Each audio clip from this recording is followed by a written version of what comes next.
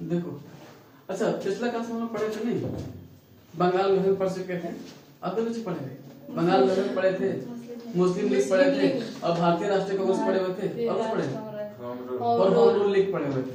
मतलब ये चीज हम लोग पढ़ चुके थे। तो आज हम लोग जो पढ़ेंगे ना, वो न्यू चीज पढ़ेंगे, वो था Rowlatt act. Rowlatt 1918। Rowlatt act था क्या? तो इसके पहले जब आप होम रूल लीग पढ़े थे, बंगाल विभाजन पढ़े थे, तो इसमें आप देखे थे कि इसमें देशव्यापी हड़ताल हो रहा था, बहुत जगह दंगे फसाद हो रहे थे, बहुत ज्यादा लड़ाई झगड़ा हो रहा था, बहुत ज्यादा लड़ाई झगड़ा हो रहा था। तब लड़ाई झगड़ा हो रहा था, तब अंग्रेजों ने देखा कि देशव्यापी हड़ताल को रोकने के लिए, अंग्रेजों ने देशव्यापी हड़ताल को रोकने के लिए एक कमेटी बनाया। उस कमेटी के नाम रखा गया रॉलेट एक्ट। रॉलेट देशव्यापी हड़ताल को रोकने के लिए, देशव्यापी हड़ताल को रोकने के लिए या फिर देशव्यापी हड़ताल को नियंत्रित करने के लिए सर रॉलेट की अध्यक्षता में, व्यक्ति का नाम था रॉलेट। रॉलेट की अध्यक्षता में जिस कमेटी बनाया, फिर जिस एक्ट बनाया, उसको कैसे बोला गया? Rowlatt act. रॉलेट एक्ट में यह बोला गया था कि इसमें 3 चीज बताया गया था। बोला यह गया था कि बिना संदेह मात्र किसी भी व्यक्ति को गिरफ्तार कर लिया जाएगा, बिना वकील बिना दलील। क्या बोला गया था? पॉलिसी बोला था बिना वकील बिना दलील।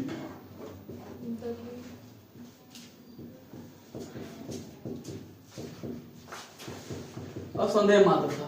समझे मेरे बात को कि बिना वकील के, मतलब आप मान लीजिए आप रोड में चल रहे हैं, तब रोड में चल रहे हैं, तो मान लीजिए आपको अगर सरकार अंग्रेज को लग गया, आपको संदेह लग गया, अगर संदेह लग जाता है सरकार अंग्रेज को लग गया, तो आपको गिरफ्तार कर लेगी। इसमें कोई वकील काम नहीं करेगा आपको क्यों गिरफ्तार किया, इसमें आपको कोई दलील भी नहीं देना पड़ेगा। आपको क्यों गिरफ्तार नहीं किए, आप बोल नहीं सकते हैं। आपको संदेह मात्र से वो गिरफ्तार कर लेगा और जेल में बंद कर लेगा। तब भारतीयों ने देखा कि यार ये गजब कानून है। आप तो पहली बात है कि आप तो हमको बोलने नहीं दे रहे कि आपको क्यों गिरफ्तार किए, सो बोलने नहीं दे रहे गिरफ्तार। उसके बाद है कि आप हमको वकील भी रखने दे रहे हैं कि आप गिरफ्तार, मतलब किस कारण से गिरफ्तार किए हैं, तो आप तो बोलने भी नहीं दे रहे हैं। संदेह मात्र से आपको गिरफ्तार कर रहे हैं, कुछ किए भी नहीं है, 4 लोग चल रहे हैं और आप लोग क्या किए कि आपको लगा कि हमको कुछ गलत काम कर रहे हैं, आप गिरफ्तार कर ले रहे हैं। इन्हीं सब चीजों को देखते हुए भारतीयों को गुस्सा आया। इन्हीं सब चीजों को देखते हुए भारतीयों ने गुस्सा आया। फरवरी 1919 ईस्वी को, फरवरी 1919 ईस्वी को महात्मा गांधी ने यह बोलता है, महात्मा गांधी ने सभी को इकट्ठा करता है। महात्मा गांधी सभी को इकट्ठा करता है। इकट्ठा करने के बाद यह बोलता है कि हम इस कानून का पालन नहीं करेंगे, यह एक तरह का काला कानून है, यह हमारे लिए एक तरह का काला कानून है, हम इस कानून का पालन नहीं करेंगे। तब महात्मा गांधी ने देशव्यापी हड़ताल करने के लिए, महात्मा गांधी ने इस आंदोलन को देशव्यापी हड़ताल करने के लिए आपका 6 अप्रैल 1919 ईस्वी को, 6 अप्रैल 1919 ईस्वी को महात्मा गांधी ने बोला था कि हम लोग एक साथ इकट्ठा होंगे और इकट्ठा होकर के इसका देशव्यापी हड़ताल करेंगे। कब? 6 अप्रैल 1919 ईस्वी को। लेकिन भारतीयों के दिमाग में ये चल रहा था कि हम लोग कितना जल्दी है जो विरोध करे सो। तब आदमी क्या किया? आदमी अनदेखी रूप से 30 मार्च को ही, कब? 30 मार्च 1919 ईस्वी को ही, 30 मार्च 1919 ईस्वी को ही देशव्यापी हड़ताल शुरू कर दिया। महात्मा गांधी तय कब किया था? 6 अप्रैल 1919 ईस्वी को। लेकिन आदमी लोगों ने क्या किया? 30 मार्च 1919 ईस्वी को ही देशव्यापी हड़ताल शुरू कर दिया, जिसके कारण इस आंदोलन से बहुत लोग अनजान थे, क्योंकि महात्मा गांधी 6 अप्रैल बोला था ना, जबकि और कब शुरू कर दिया? 30 मार्च 1919 ईस्वी को, जिसके कारण इस आंदोलन से बहुत लोग अनजान हो गया, मतलब बहुत लोग शामिल नहीं हो पाया। क्या किया? 30 मार्च 1919 ईस्वी को इस आंदोलन का जो मुख्य केंद्र बिंदु था, इस आंदोलन का जो मुख्य केंद्र बिंदु कौन था? पंजाब। कौन था मुख्य केंद्र बिंदु? पंजाब। मुख्य केंद्र कौन था? मुख्य केंद्र बिंदु था आपका पंजाब वाला एरिया। पंजाब में यह विद्रोह तो खड़ा हुआ था, पंजाब में यह विद्रोह शुरू हुआ था। यहाँ का दो प्रमुख नेता था, उनका नाम था डॉक्टर सैफुद्दीन किचलू। डॉक्टर सैफुद्दीन किचलू और एक था सत्यपाल मलिक। सत्यपाल मलिक दो व्यक्ति थे। दो व्यक्ति जो थे वो पंजाब में केंद्र बिंदु बना, पंजाब तो केंद्र बिंदु बना था, पंजाब तो केंद्र बिंदु बना हुआ था। तब पंजाब के दो महत्वपूर्ण नेता था, उनका नाम था डॉक्टर सैफुद्दीन किचलू और सत्यपाल मलिक। सत्यपाल मलिक था। अब देखो अंग्रेजों ने क्या किया था, अंग्रेजों ने सैफुद्दीन किचलू और सत्यपाल मलिक को गिरफ्तार कर लिया, गिरफ्तार करके जेल में बंद। ये एक प्रमुख नेता था। इन दोनों नेताओं को अंग्रेजों ने बंदी बना लिया और बंदी में बना करके जेल में डाल दिया। उसके बाद अंग्रेजों ने क्या किया, पंजाब के अमृतसर वाला एरिया में लगा दिया वहां पर मार्शल लॉ लगा दिया। क्या लगा दिया? Martial law. वहां पर मार्शल लॉ लगा देता है, वहां पर लगा दिया कुछ मार्शल लॉ लगा दिया। मार्शल लॉ लगा दिया जिसके कारण वह एरिया जो पूरा है पूरा अंग्रेजी छावनी में तब्दील हो गया। अंग्रेजी छावनी में तब्दील हो जाता है जिसके कारण वहां के लोग आपस में एक शामिल मतलब आपस में एक दूसरे को मिलना जुलना बंद कर दिया। उसके बाद पहले यह था कि यह विद्रोह जो है ना रौलट एक्ट जिसमें शुरू हुआ था उस समय दिल्ली वाला एरिया में भी शुरू हुई थी। इस वाला एरिया जो है मतलब ये जो विद्रोह है वो पंजाब होने से पहले ना दिल्ली में भी शुरू हुआ था। क्या हुआ था? दिल्ली में। जिस समय महात्मा गांधी एकजुट बुलाए थे ना, जिस समय महात्मा गांधी फरवरी 1919 ईस्वी को एकजुट बुलाया था, उस समय सभी लोग दिल्ली में एकजुट हुए थे। वहां पर एक व्यक्ति था जिसका नाम था श्रद्धानंद। क्या नाम था? एक व्यक्ति था जिसका नाम था श्रद्धानंद। दिल्ली में एक व्यक्ति था जिसका नाम था श्रद्धानंद। श्रद्धानंद ने रौलट एक्ट का दिल्ली में विरोध कर रहा था। श्रद्धानंद ने दिल्ली में रौलट एक्ट का विरोध कर रहा था। श्रद्धानंद ने रौलट एक्ट का नाम दिया था, एक अन्य नाम दिया था, उसका नाम था कर मत दो। कर मत दो, ठीक है, कर मत दो आंदोलन। कर मत दो आंदोलन, ये श्रद्धानंद ने एक कर मत दो आंदोलन का मतलब अन्य नाम दिया था। रौलट एक्ट का नाम दिया था कर मत दो आंदोलन। किसने दिया था? श्रद्धानंद कहाँ आंदोलन कर रहा था? दिल्ली में कर रहा था। पंजाब का दोनों नाम क्या था? डॉक्टर सैफुद्दीन किचलू और सत्यपाल मलिक।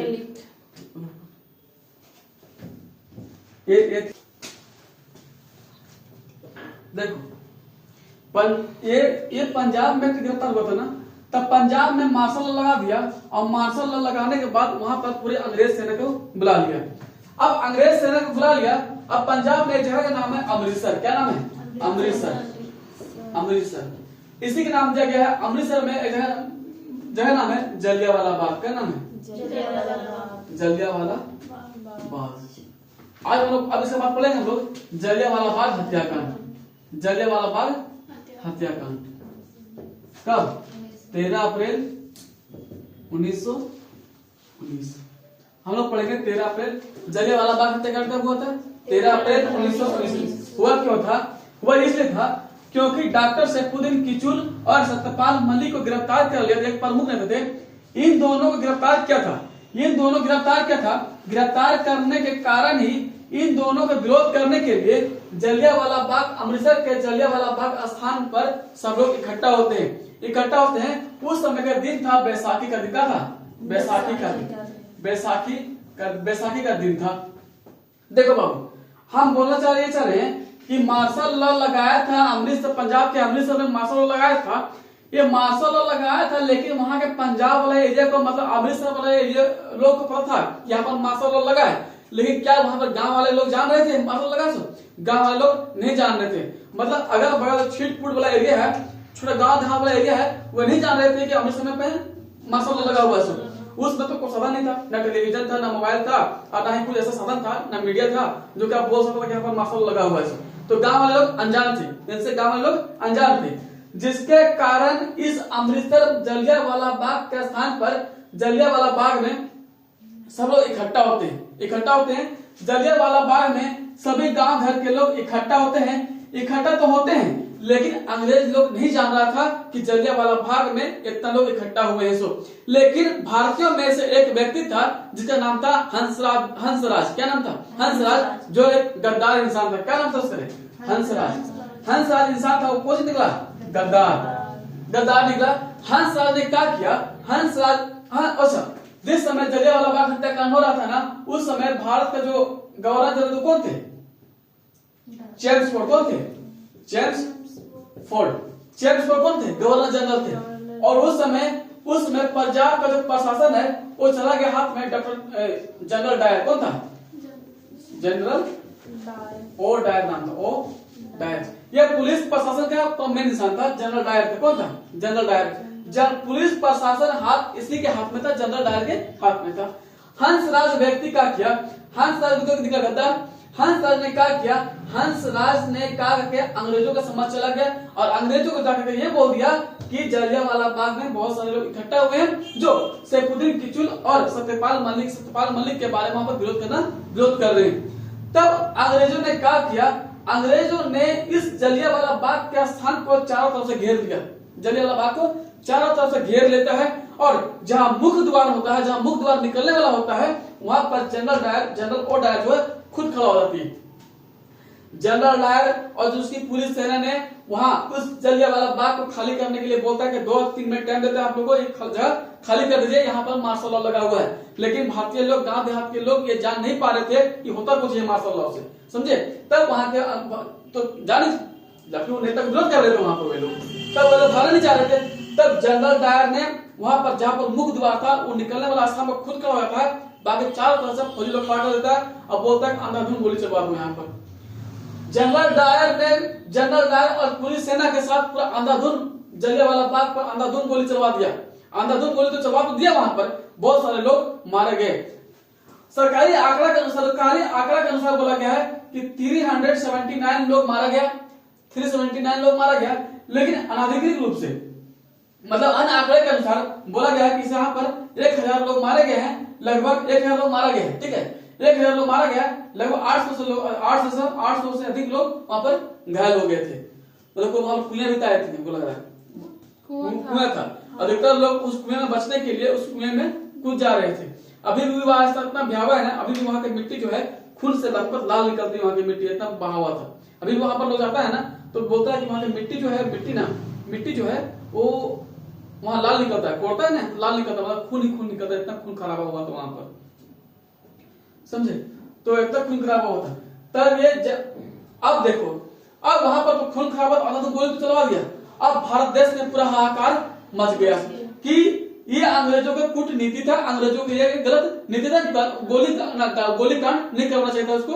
तब अब क्या किया? अब अंग्रेजों ने क्या किया? अंग्रेजों ने एक कमेटी का गठन किया। अंग्रेजों ने क्या किया? जब भारतीय लोग पर हाहाकार मचाने लगे, तब अंग्रेजों ने क्या किया? एक हंटर आयोग का गठन किया। कुछ किया?